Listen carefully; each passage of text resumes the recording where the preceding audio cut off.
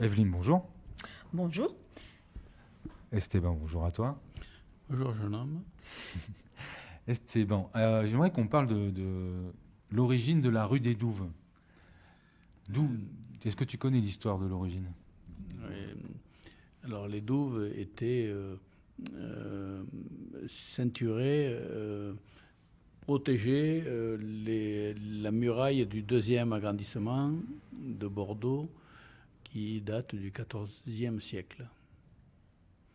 Donc ça a été comme le premier agrandissement, celui des fossés Coëtregot, a été bouché en 1500 à peu près. Et toi, tu es né dans le quartier, toi? Oui, je suis né au Capucin, plutôt à l'hôpital maternité Boursier, qui se trouvait rue des Incurables, soit la rue Élie Gentrac actuellement. Et tes parents sont originaires? Mes parents sont originaires de Santander, d'Espagne. Et comment, à quel âge j'allais dire, tu vadrouillais t'as commencé on vivait plutôt dans la rue à cette époque-là, quand on était. À partir, on était un peu livrés à nous-mêmes, puisque papa et maman travaillant, j'étais plus dehors que dedans, puisqu'on n'était pas attiré par les télévisions et par les jeux. Nos jeux, on se les créait dans la rue. Au jardin ici, près des Douves, c'est le jardin des abattoirs. Il était où, le jardin des abattoirs? Au bout de la rue des Douves. Au bout de la rue des Douves. Jardin des abattoirs parce que il y a eu des abattoirs jusqu'en 1925 à peu près. Et donc il y avait un joli jardin c'était une aire de jeu extraordinaire. On jouait au berle, on jouait à la poursuite, Les berles, c'est les billes, non? Les berles, c'est les billes. On avait des berlons qui 50 billes. On avait des agates, 10 berles. On jouait à la poursuite, au pit, avec des petits pralets, des grands pralets. Et puis on avait un bassin où on construisait des petits bateaux en bois et que l'on laissait flotter, et où on plongeait dans 30 cm d'eau pour aller les récupérer. C'était près de l'école de garçons et de filles, et c'était un endroit charmant et un terrain de jeu extraordinaire. Et toi, je sais pas, t'avais quoi, une dizaine d'années? Quand tu rentres dans le marché des Douves, t'avais quel âge à peu près? Mais pour aller de chez moi à l'école, il fallait que je passe par je traversais le marché des Douves, et donc j'aimais les odeurs curieusement de triperie, de volailler, et il y avait quelques fruits et légumes, peu, mais ces odeurs-là et ces bruits nous enchantaient. La curiosité, quoi. Oui, les gens, Ouais. le parler, tout nous, on était très habitués à cet échange. Ils vous envoyaient pas balader? Si, puisqu'on faisait quelques conneries, évidemment. Mais bon. Du genre? Un petit exemple? Par exemple, on prenait des fruits et légumes et puis on se les mettait dans les shorts, hein, et puis on singeait des tas de personnages. Evelyne, ça te parle ce qu'il racontait Esteban? Comment tu l'as vécu, toi, cette époque? Non, parce que moi d'abord, bien que je sois arrivée ici en 42, sur le cours de la Marne, donc tout près du marché, et que je suis partie parce que la guerre faisait que c'était un quartier qui était tellement près de la gare et que la gare était une cible qui devait être bombardée. Mes parents ont voulu me mettre à l'abri des nuits où il fallait vite courir pour aller se protéger dans les voûtes de l'école de garçons qui a été démolie depuis, puisqu'elle était à l'endroit où il y a maintenant le parking du marché des Capucins.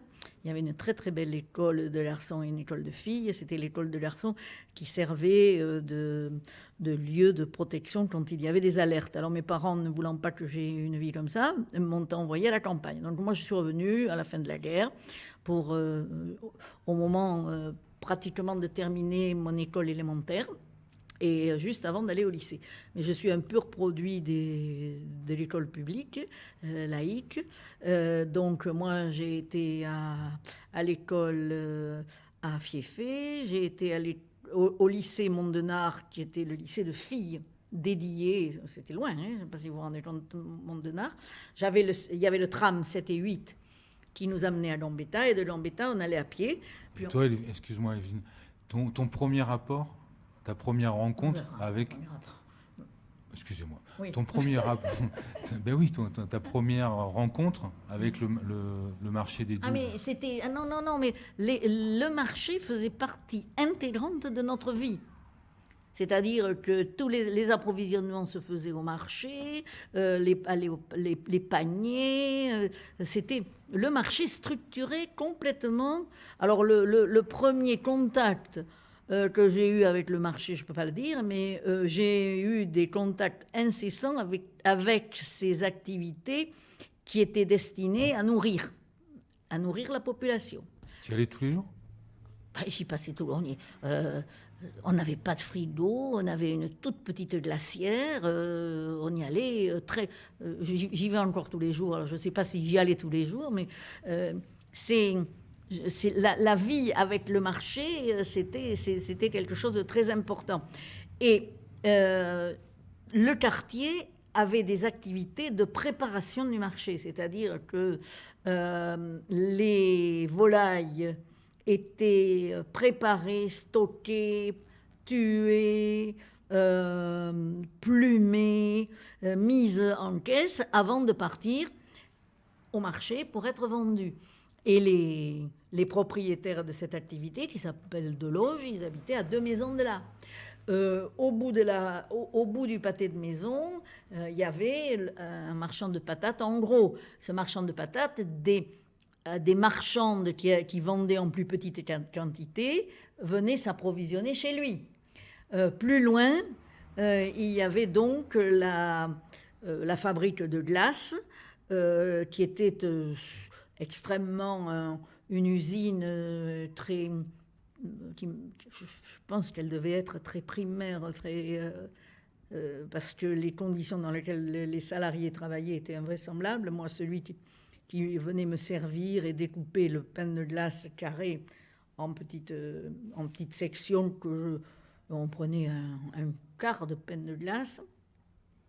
C'était quelqu'un qui était habillé d'une façon très pauvre, avec un anorak déchiré, et il avait des breloques de glace qui pendaient tout autour de son bonnet. Il travaillait dans des conditions qui étaient assez terribles. Et tout ça, c'était des activités qui étaient liées à l'activité marché. Et ensuite, le marché avait lieu, et quand le marché se terminait, il y avait les activités de fin de marché. Et ça aussi, c'était... on savait que tout était fini quand le petit cheval du laitier passait cours de la Marne vers... c'était presque 14 heures, et on entendait ses sabots sur les pavés. Et le laitier, c'était très souvent des gens qui venaient de la région de l'Esquin, les laitiers du quartier des Capucins.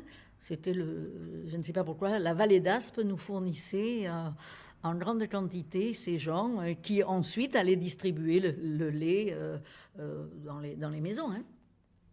Donc la structuration du quartier par le marché est quelque chose qui n'était pas ponctuel à la fin de semaine, comme maintenant. Maintenant, c'est vendredi, samedi, dimanche. Les autres jours, c'est rien. À cette époque-là, c'était toute la semaine. Hein. D'abord, le dimanche, j'étais chômé, parce qu'on n'avait pas lâché sur tout quand même. Les modes de vie étaient différents. Et c'était vous, petite fille, qui allait faire les courses? Vous étiez chargée de... Vous y allez toute seule?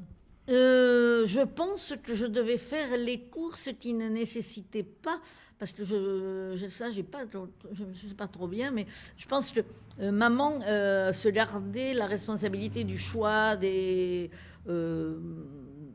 plats les plus importants, viande, etc. Mais moi, je devais faire des choses. Je sais que j'avais la boulangerie qui était juste là derrière, rue Jules Guesde, Morgnier.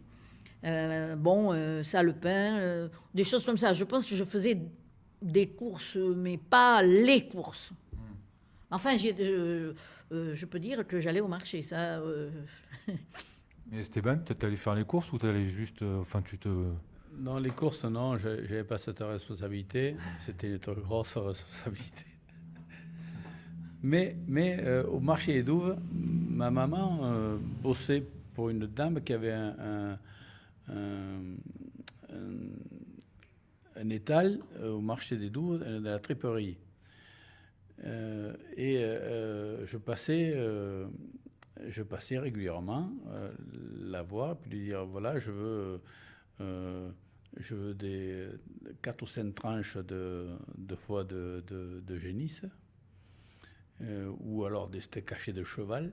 Il y avait aussi, à côté, il y avait des steaks, on en adorait ça, des steaks hachés de cheval. Ça, c'est ce que j'allais te dire. L'évolution de la nourriture aussi, c'est impressionnant quand même. Oui, c'est vrai que je sais pas si maintenant... Aujourd'hui, du steak de cheval...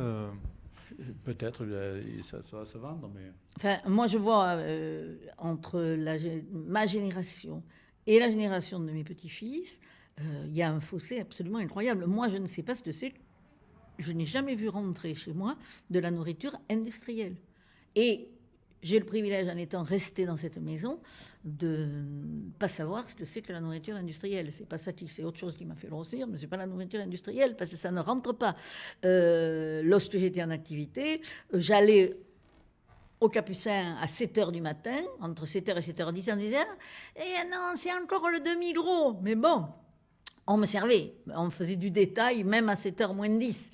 Et j'étais revenue ici à 7h05 pour pouvoir partir sous d'autres cieux. Donc, les modes de fonctionnement, moi, mes petits-enfants, je les oblige maintenant, puisque j'ai le privilège de les avoir, je les oblige à la reconnaissance des goûts et à savoir exactement ce qu'ils mangent et comment on est arrivé à ça. Hein. Mais rien d'industriel ne rentre. Les légumes sont tellement abondants, ils incitent. Et par contre, alors ce qui me frappe beaucoup, c'est de voir les importations, parce que les importations aujourd'hui, elles font partie. Et il y a, enfin bon, être attentive. J'ai des marchands qui sont infiniment agréables avec moi, mais ils connaissent ma réticence à acheter des asperges du Pérou qui ont transité par l'Espagne pour avoir la petite collerette, et puis qui arrivent sur notre table je ne sais pas pourquoi, mais enfin, elles sont très bonnes, tout ça, nanana. C'est pas cher en plus, c'est vrai. Bon, samedi, il a fallu que je cède, parce qu'il n'avait rien d'autre, que c'est un gars que j'aime beaucoup, il n'avait que de l'Israël. Mais moi, chaque fois que je vois de l'Israël, je lui fais un petit cours politique. Donc à l'époque, ce que vous achetiez, c'était des produits... À l'époque, ce que j'achetais, à mon avis, il y avait en abondance beaucoup de choses, mais je pense que c'était que la diversité des provenances n'était pas du tout... je n'ai pas le souvenir de cette diversité de provenances. Par contre, alors ce qui a changé, mais incroyablement, ce sont les étals de poissons. Quand je vois les merlus qui vendent aujourd'hui, je me tape la tête contre les murs. Ils nous vendent des merlus de la taille de sardines. C'est épouvantable. Ça prouve qu'on racle les fonds de ballon. et que bientôt nous n'aurons plus que de l'aquaculture. C'est une catastrophe. Et ça, mes souvenirs visuels me permettent d'en attester.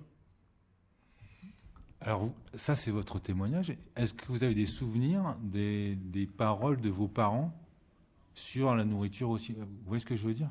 Eux, ils avaient quoi comme regard sur... Est-ce qu'eux aussi, ils se disaient, la nourriture, ça a évolué, c'est plus comme avant, on mange plus la même chose?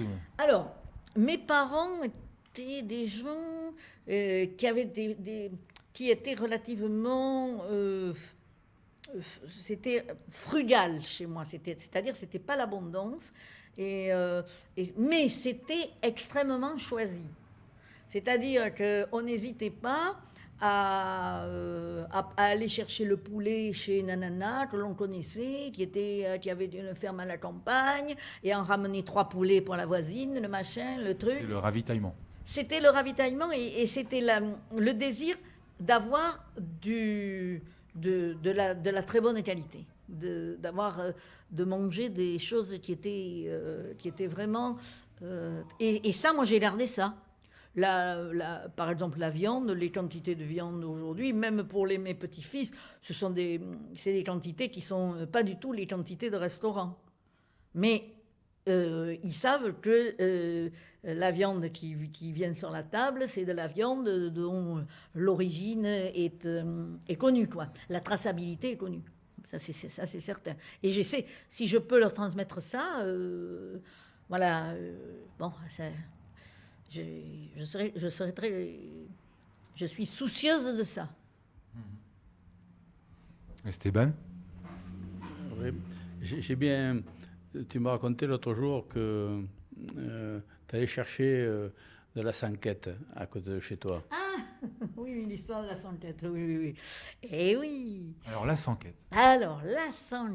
Merci, Evelyne. Oui. Alors, la sanquette, évidemment, si vous tapez sanquette, vous allez voir Xeradakis sortir. Parce que Xeradakis, il n'est pas idiot. Il s'est dit, il y a un truc à faire avec la sanquette. Alors, chez Xeradakis, il vous fait... Xeradakis, c'est un restaurateur, hein? Bah, oui. Ah oui, hein, qui est comme c'est connu. Ah ben oui, il est dans le quartier, voilà. Il a fait Flores. Hein. Bon.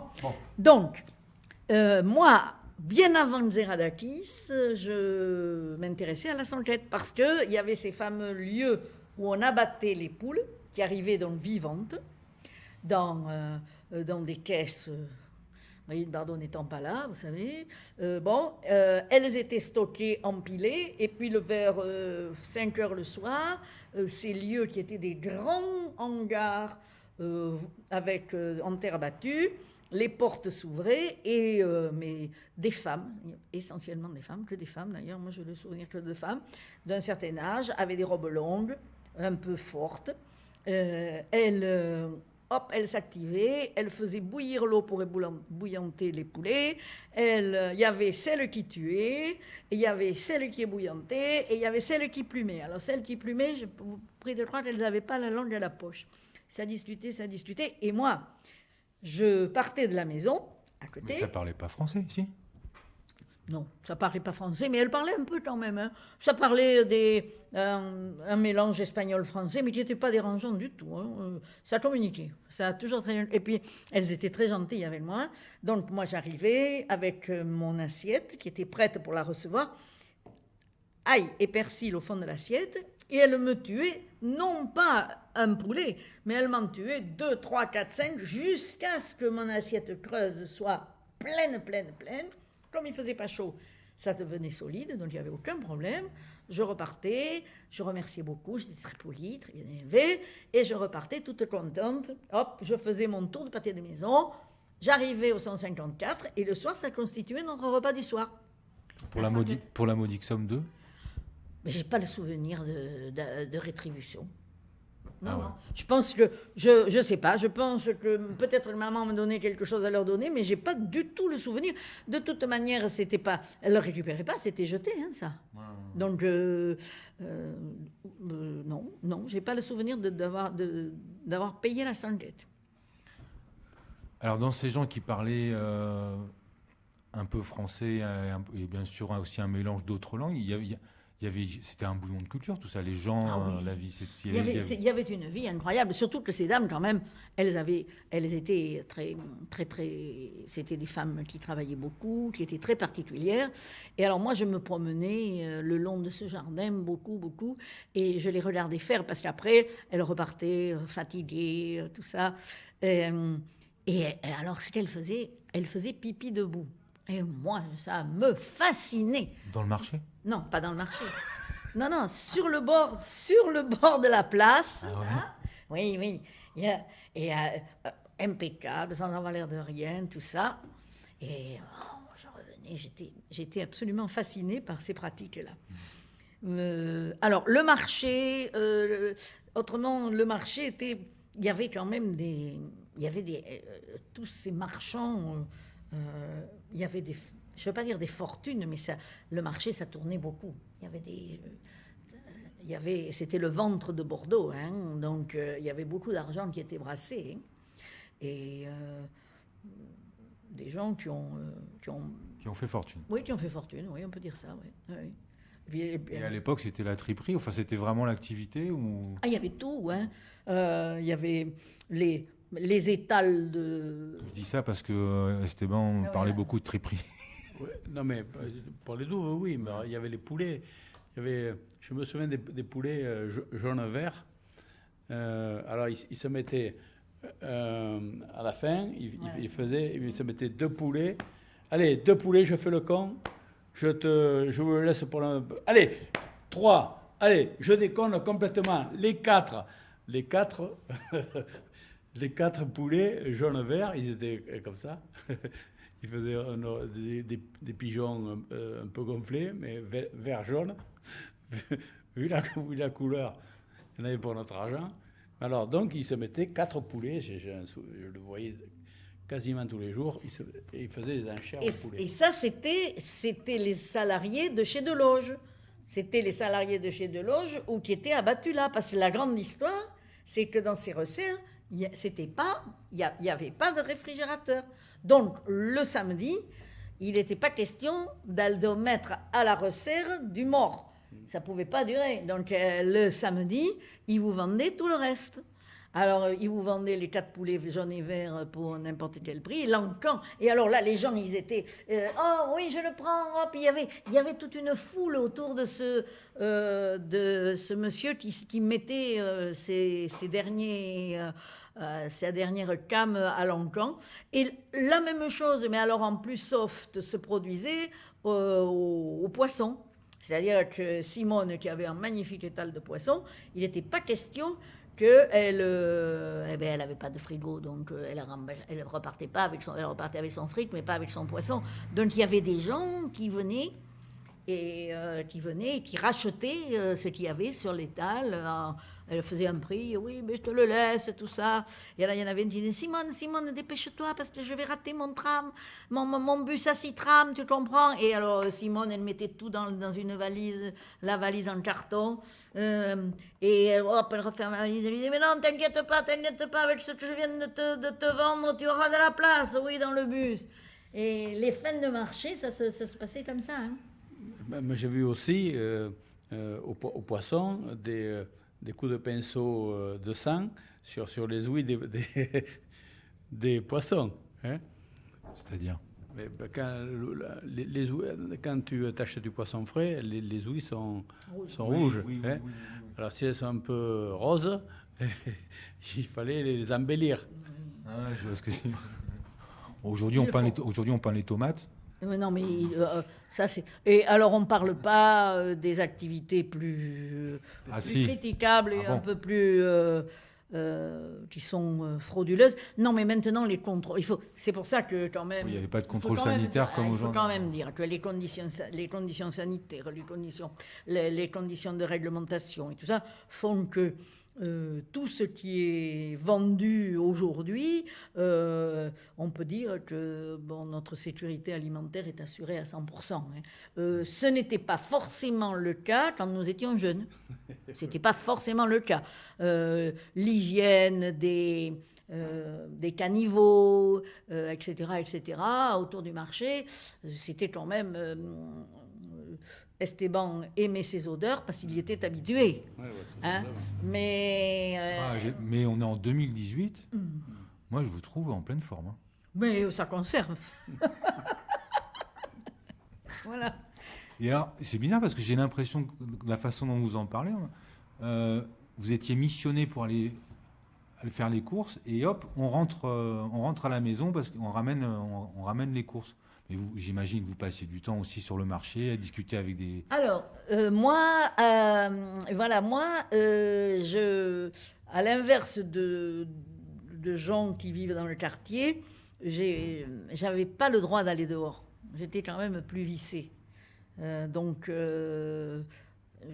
Mes allées et venues étaient contrôlées. Oui, elles étaient contrôlées. Donc, je n'ai pas le souvenir de jeux dans la rue, alors que j'ai beaucoup d'amis qui se souviennent avoir habité rue Furtado ou ailleurs, et ils me disent qu'ils faisaient beaucoup de vélo, de choses comme ça. Non, pas moi, non. Esteban, toi, ça devait être une autre histoire, j'imagine. Et oui, rue des Douves. Est-ce que tu faisais pas les courses? Non, je faisais les courses, mais avec des babes. Les babes, c'était des capsules de bière ou de pchit, et on y mettait de la mie de pain pour les équilibrer, et on les poussait avec l'index au bord des trottoirs. Elle est le plus proche du trottoir? Non. Sur les bords, les blocs de granit qui bordaient le trottoir et qui d'où coulaient toutes les rigoles sanguillonnantes souvent, donc on projetait ce bab jusqu'au bout de la rue, des Capucins jusqu'au jardin des abattoirs. Et le jeu était le premier arrivé avait gagné évidemment, mais celui qui tombait son bab sur la rigole, il fallait qu'il revienne au départ. Et alors, donc nous, on n'avait rien à faire, qu'ils soient sanguinolents ou que des macaronis ou des spaghettis flottent ou coulent sur les rigoles, parce qu'il n'y avait pas tout à l'égout, évidemment, à cette époque. Ou alors, un autre jeu pour des drôles de 8 ans, on se jetait des allumettes sur la rigole, et puis on les suivait, chacun son allumette. Alors, c'était des jeux partagés, on était une dizaine à jeter une allumette et la suivre. Des Capucins sur la rue des Douves, des Capucins aux abattoirs. Tu as vu ça, Evelyne? Non, j'ai pas un souvenir de choses comme ça. Non, c'était pas dans les... Non. Et dans les enfants, il y avait... Parce qu'il y a eu toutes ces vagues de migration. Ce quartier-là, c'était quand même très, très riche au niveau du mélange, j'ai envie de dire. Comment tu l'as vécu, toi, Evelyne? Moi, c'est vrai que j'ai connu ce quartier avec la rue Kléber, où il y avait beaucoup d'Espagnols, et ce sont des gens que j'ai bien connus, qui étaient... Et puis après, la génération portugaise, les Portugais. Ils étaient comment, les Espagnols? Comment est-ce qu'ils... Enfin, tu vois ce que je veux dire par rapport à là? D'abord, c'était des gens qui étaient structurés par le travail à 100%,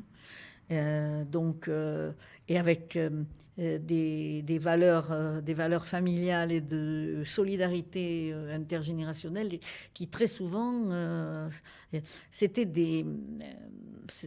y avait du ciment de culture. Alors par contre, je n'ai pas le souvenir, étant jeune, d'avoir eu des conversations politiques, c'est-à-dire d'avoir rencontré des gens politisés. Mais peut-être que... C'était peut-être tabou aussi, non?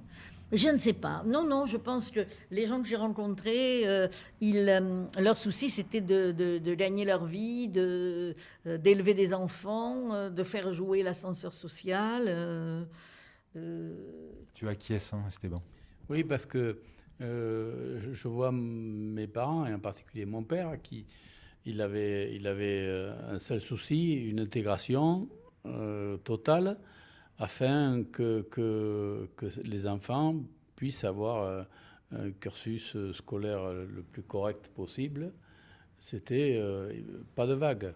Il n'était pas du tout politisé. On va dire. C'était un réfugié économique, pas politique.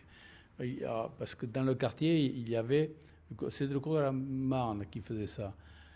Côté rue La Fontaine, Kléber, c'était plus économique. Et côté cours de la Marne, Saint-Michel, c'était plus politique. Des communistes, des anarchistes. Ça, c'était... bon, ils se mélangeaient quand même, mais on voyait, il y avait deux blocs, en fait. Je parle pour les Espagnols. Et quel était le rôle, là c'est une question que je pose parce que je n'ai pas de réponse, quel était le rôle d'associations comme le Prado qui proposait des fêtes, des regroupements, est-ce que là il y avait tout le monde ou est-ce que c'était d'origine confessionnelle?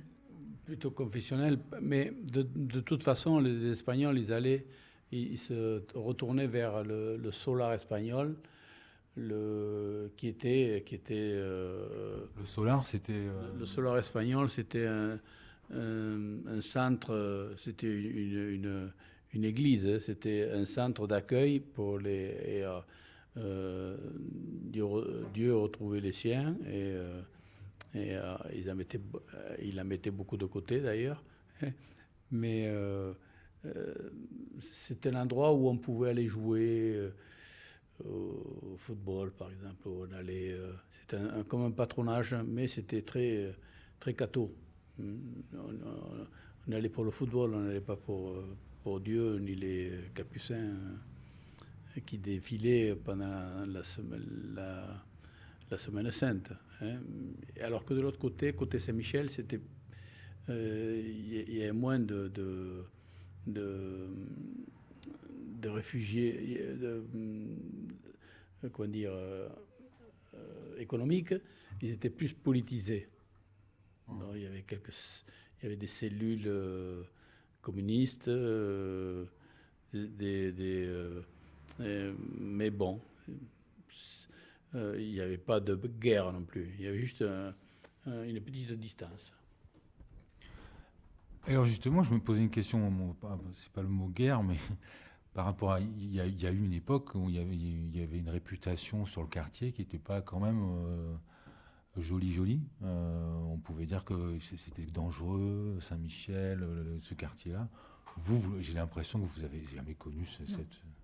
Alors, non, mais moi je l'entends et je l'entends. Vous l'avez entendu. Oui, mais je l'ai entendu et je l'entends encore.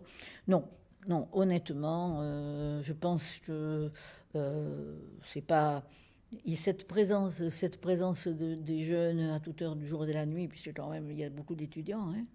Il y en a toujours eu, puisque la santé navale c'était un gros truc, puisque santé navale recrutait les élèves avant la médecine, puisque c'était pour passer le concours de médecine. Il les recrutait au niveau du bac, donc il y avait beaucoup de jeunes. Et bon, moi je n'ai jamais... j'ai été N fois volée. Ben oui, mais bien sûr. Cambriolée, volée, vendangée. Mais je pense que c'est le ciblage social. Vendanger. Mais c'est-à-dire, ben oui, quand quelqu'un vient, rentre chez vous et qui vous pique tous les bijoux, j'appelle ça la vendange. C'est mûr. En 1 heure, il vendange. Mais je pense que c'est du ciblage social, c'est-à-dire qu'il repère des lieux. Bon, parce qu'il faut quand même dire que ça a toujours été un quartier. Alors, ce ne sont pas les gens du quartier, hein, non. Mais c'est un quartier qui regroupe beaucoup de gens qui sont dans la difficulté. Et l'époque dont nous parlions, c'est-à-dire les années 60 et tout ça, là, l'habitat était dans un état lamentable. les façades. Oh non, ça, les façades rails. Si vous avez des vilaines façades, mais que vous ayez des salles de bain, de l'eau à tous les étages, des toilettes dans les appartements, c'était absolument pas le cas. Hein. Rue Kléber, ça se visitait, hein, c'était encore c'était très, très, très insalubre. Des marchands de biens s'en sont emparés, ont fait des choses, ont remis à des normes sanitaires plus conformes à notre époque. Mais c'est relativement récent. Hein. Alors que c'était un quartier qui avait d'énormes possibilités au niveau du bâti. Hein. On n'a pas été assez vigilant. Et la loi Malraux n'a pas servi aux petits, parce que monter des dossiers, tout ça, c'est pas dans les... C'est très difficile. Donc ça a servi à des marchands de biens ou à des associations dont le but est visiblement de changer la démographie et de faire du profit, quoi. Oui. Vous voyez un peu ce que je veux dire. Je crois que j'ai compris. Merci. Esteban, toi qui as une vision... je trouve pas qu'il y a de la nostalgie plus que ça dans ta façon dans ton regard, dans le recul que tu as sur le quartier. Oui, pour une bonne simple raison, c'est que j'étais heureux. J'étais dans une famille aimante, donc avec des difficultés, avec quelques frustrations, mais à peine, quoi. Mais on n'avait aucune exigence comme gamin, parce qu'on voyait alentour ce qu'on pouvait nous donner.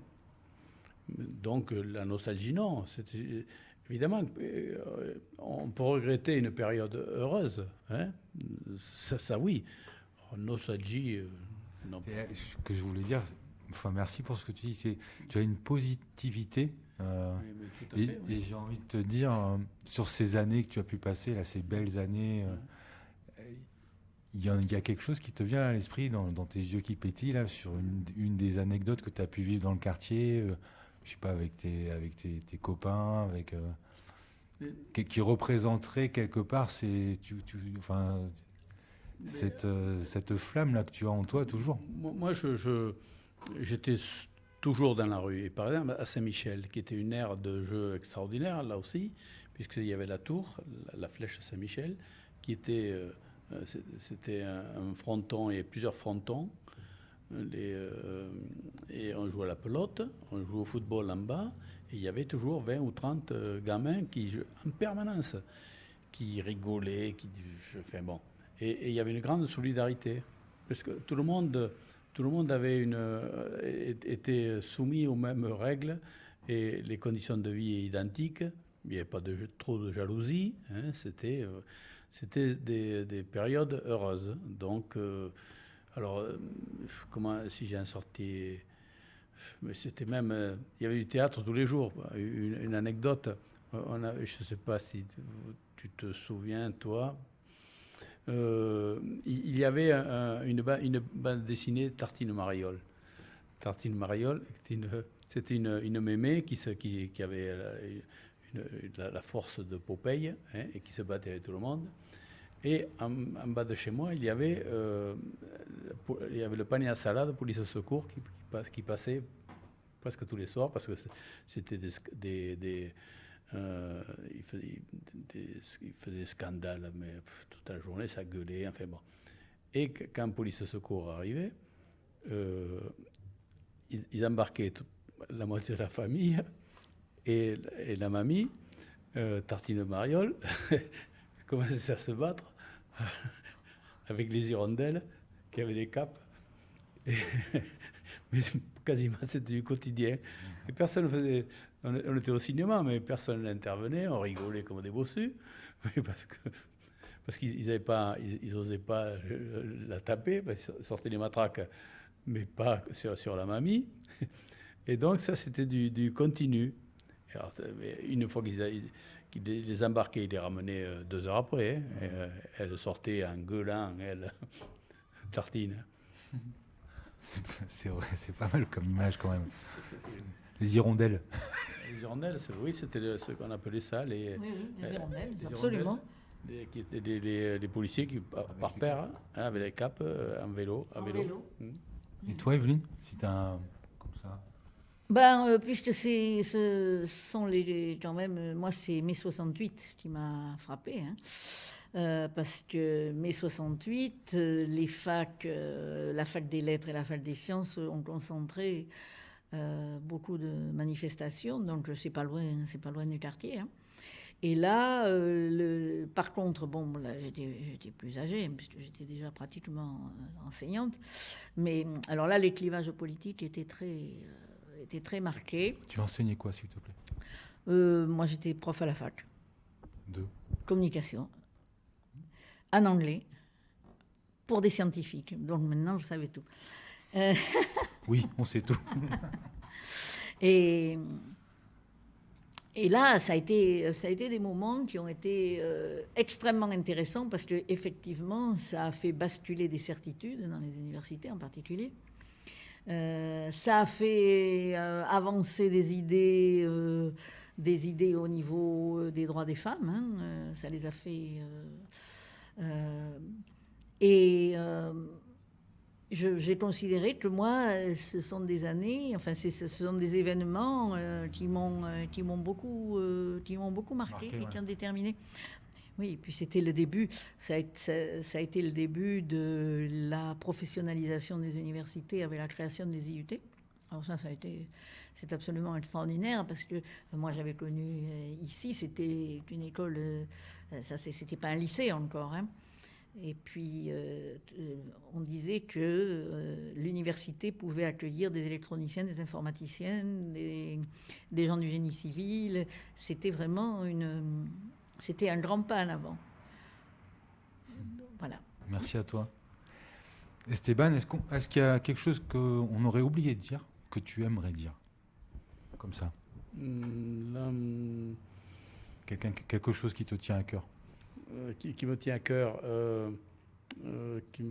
cœur, l'évolution du quartier, évidemment, me tient à cœur. Et ce qui le